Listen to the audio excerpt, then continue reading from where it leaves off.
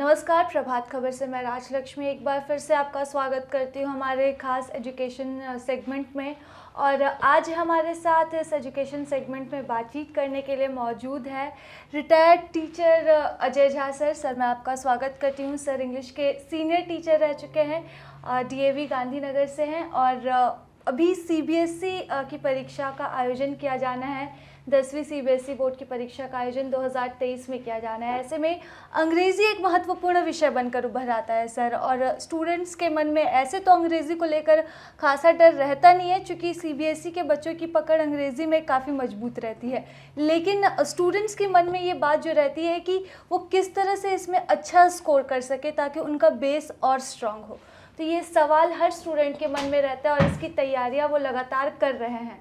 ऐसे में मेरा सवाल आपसे यही रहेगा कि किस तरह से सीबीएसई बोर्ड के स्टूडेंट्स अपने इंग्लिश के बेस को मजबूत बनाते हुए बोर्ड में अच्छे अंक हासिल कर सकते हैं। चलिए, तो अभी तो टाइम ज़्यादा है नहीं, we don't have much time and all I can offer is a few tips, a few suggestions so that इसमें अधिक से अधिक नंबर बच्चे ला पाएँ और अच्छा स्कोर करें, क्योंकि English is important both from the long term view and the short term view. Short term के लिए मतलब मार्क्स चाहिए बच्चों को, हाँ। और लॉन्ग टर्म के लिए मतलब उसको इंग्लिश करियर के तौर पर भी अगर अपना अडॉप्ट करना चाहता है तो ये बच्चे हमारे जानते हैं and most of them do take English seriously. But ऐसा है कि हम लोग एक समझिए कि कंपटीशन में रहते हैं। इंग्लिश टीचर्स जो हैं दे compete for the time of the children, क्योंकि बच्चों को साइंस का बर्डन है, एसएसटी का बर्डन है, हिंदी का बर्डन या संस्कृत का बर्डन है, तो वो पूरा समय इंग्लिश को दे नहीं पाते हैं।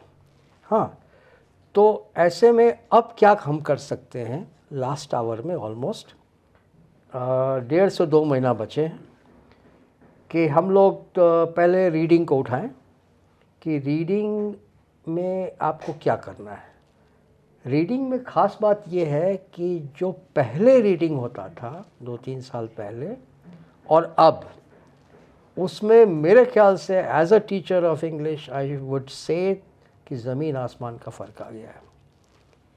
अब जो है रीडिंग का डिफ़िकल्टी लेवल्स बहुत हाई हो गया है, और शायद सीबीएसई इसलिए किया है क्योंकि रीडिंग आज तक बहुत पहले आसान हुआ करता था और लोग अच्छा नंबर लाते थे, लेकिन चूंकि उसको थोड़ा कैट की तरफ ओरिएंट कर देंगे, कॉमन एडमिशन टेस्ट हुआ या क्लैट की तरफ ओरिएंट कर देंगे, तो 10th से ही रीडिंग का जो है काफ़ी डिफ़िकल्टी लेवल हाई हो गया है।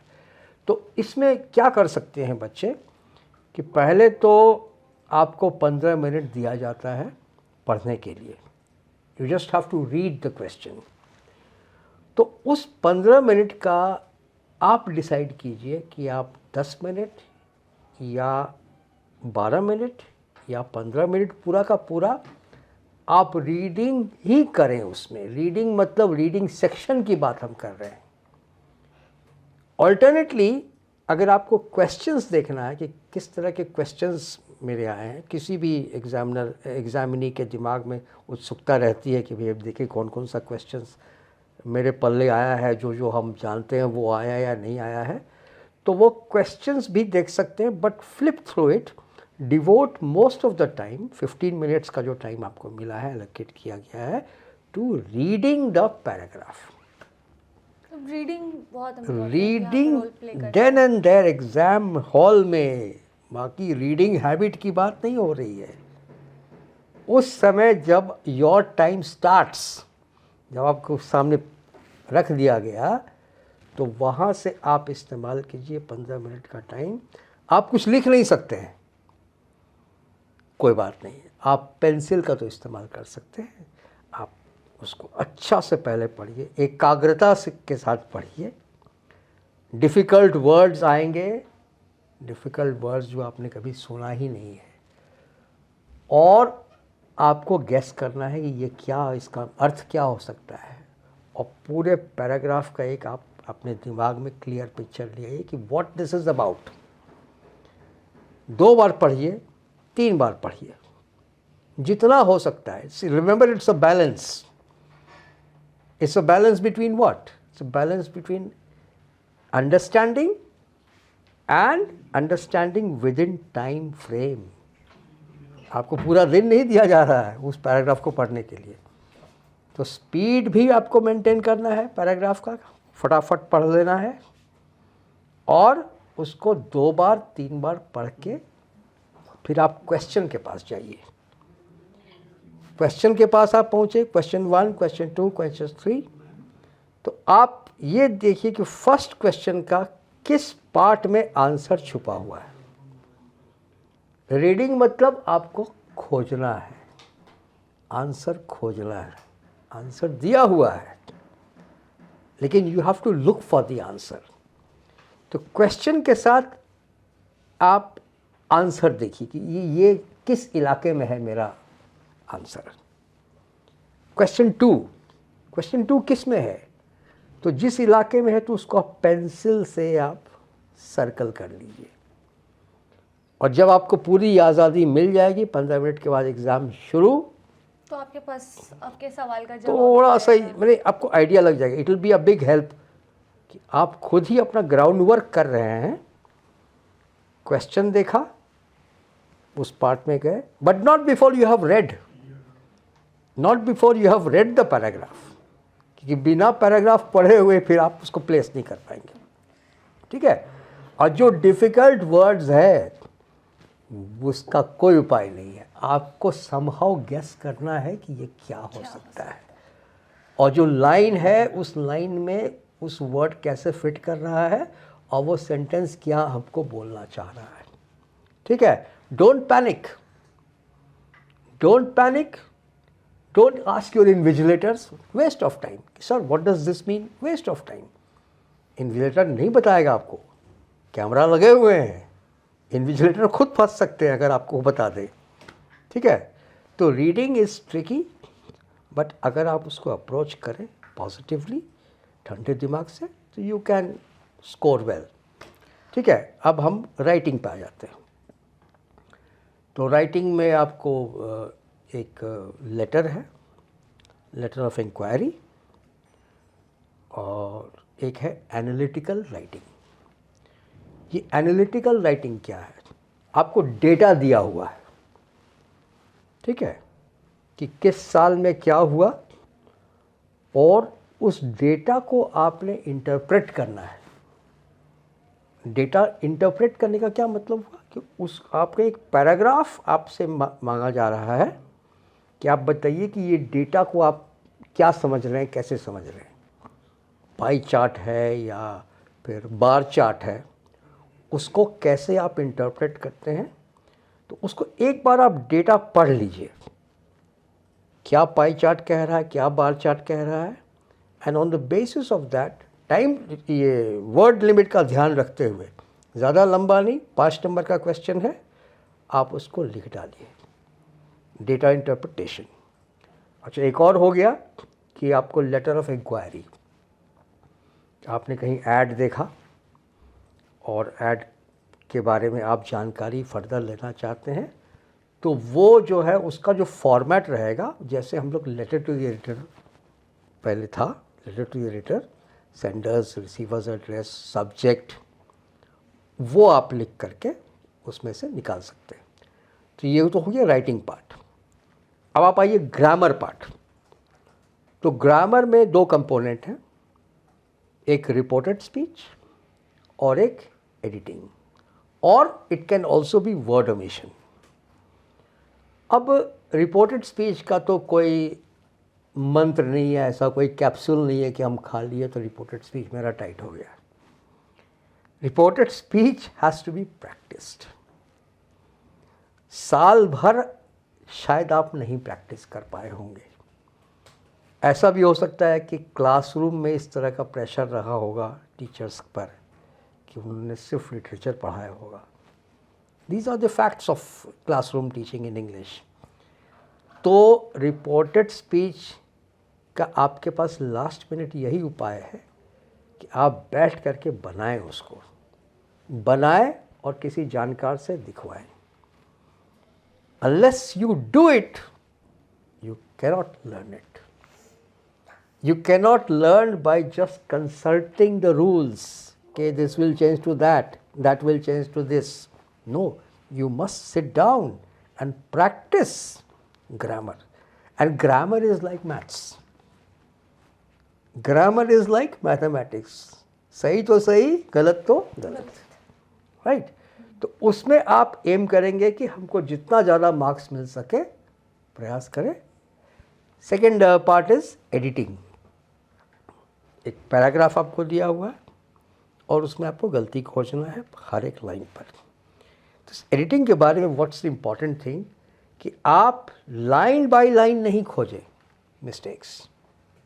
Don't look for mistakes line by line. Rather, you should read the whole sentence.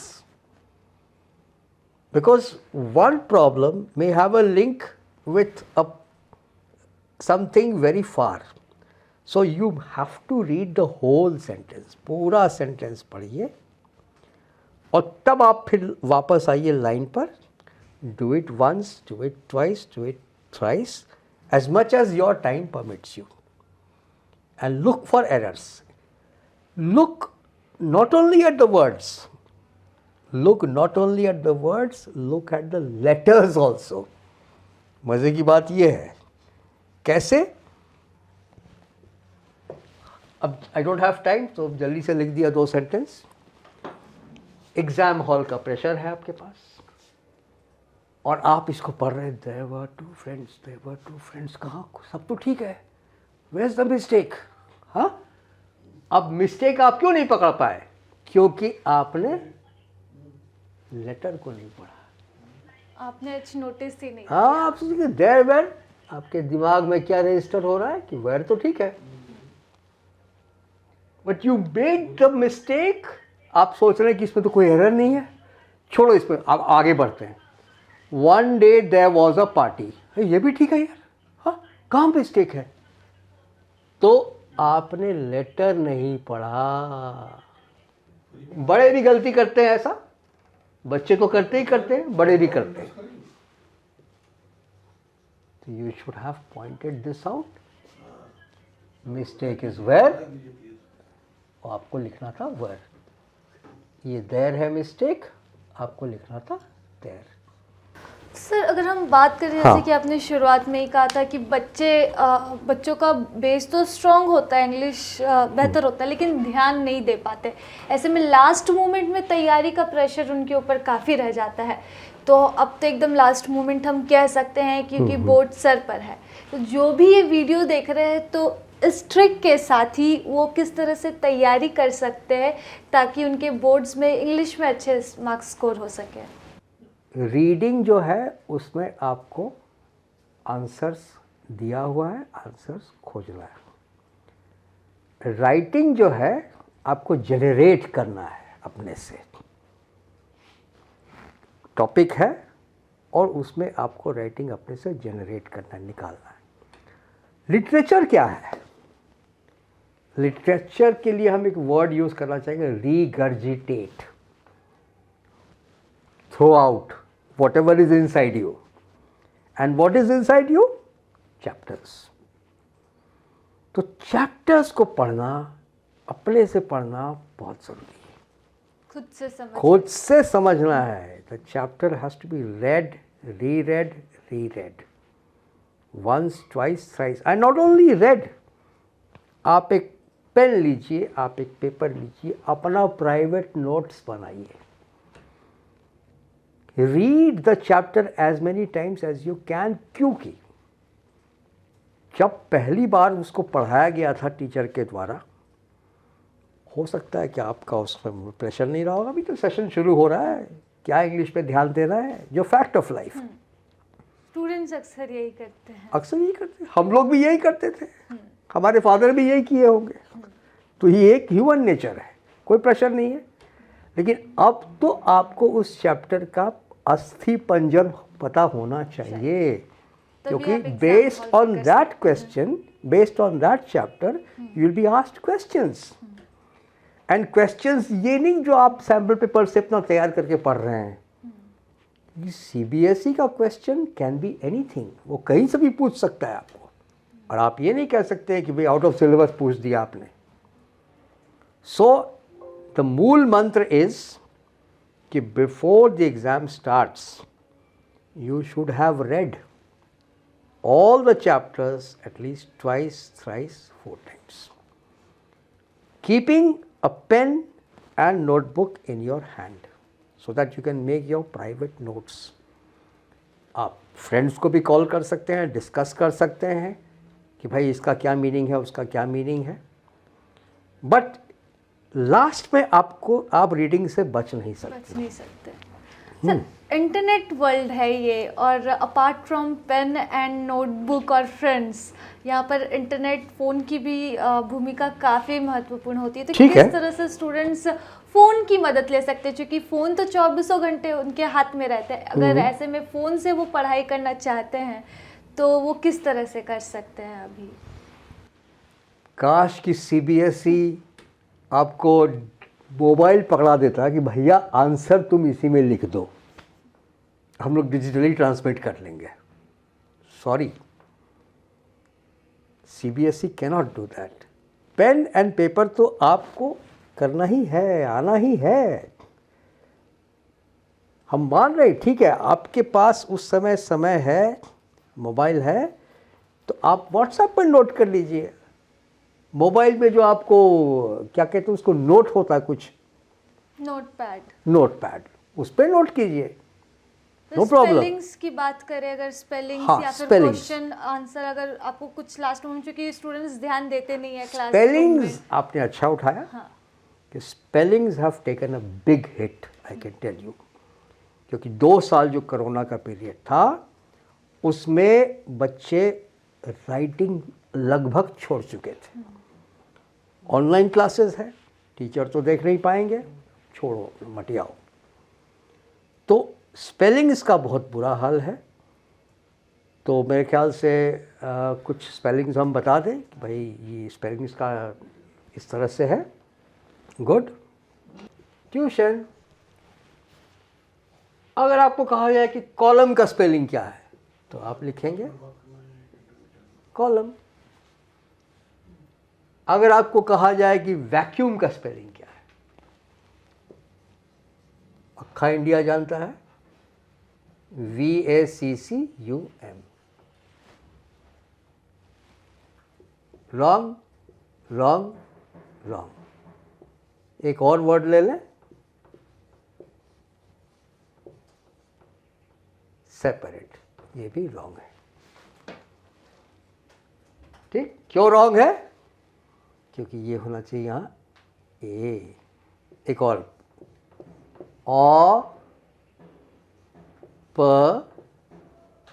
opportunity. This is also wrong. It should be O, and this is actually VACUUM. नहीं पता रहा होगा आपको. COLMN and TUITION, tuition. तो ये spellings का आप जरा खास ध्यान रखेंगे, specially in the writing section. Once you are done with the writing section, don't forget, never forget to revise your writeups. बहुत ज़रूरी है. स्पेलिंग्स में बहुत नंबर कटता है. स्पेलिंग्स में कटता है, और फिर ऐसे कॉमन एरर्स जो आपके पकड़ में ही हैं, लेकिन हड़बड़ में आपने उसको उल्टा कर दिया. हाँ, तो revising your work is very very important. तो लगभग जो अंतिम समय की जो तैयारी होती है CBSE बोर्ड में, तो उस पर हमने बातचीत कर ली. अजय झा सर हमारे साथ मौजूद थे. आपका बहुत बहुत शुक्रिया सर, क्योंकि स्टूडेंट्स अभी अंतिम फेज़ में है अपने तैयारियों के. ऐसे में इंग्लिश अगर आपने अच्छे से नहीं पढ़ी है या फिर तैयारियां अच्छे से नहीं की है, तो ये कुछ टिप्स है जो सर ने आपको दिए हैं, और आप इसे एग्ज़ाम हॉल में ज़रूर फॉलो कर सकते हैं. इससे ना सिर्फ आपके पेपर्स अच्छे जाएंगे, बल्कि ये आगे के समय में भी ये टिप्स आपके काम ज़रूर आएंगे. वो क्रूशल 5-10 मार्क्स का फ़र्क आ जाएगा. तो फिलहाल इसी के साथ प्रभात खबर से मैं राजलक्ष्मी। प्रभातखबर.com, विश्वास वही, रफ्तार नहीं।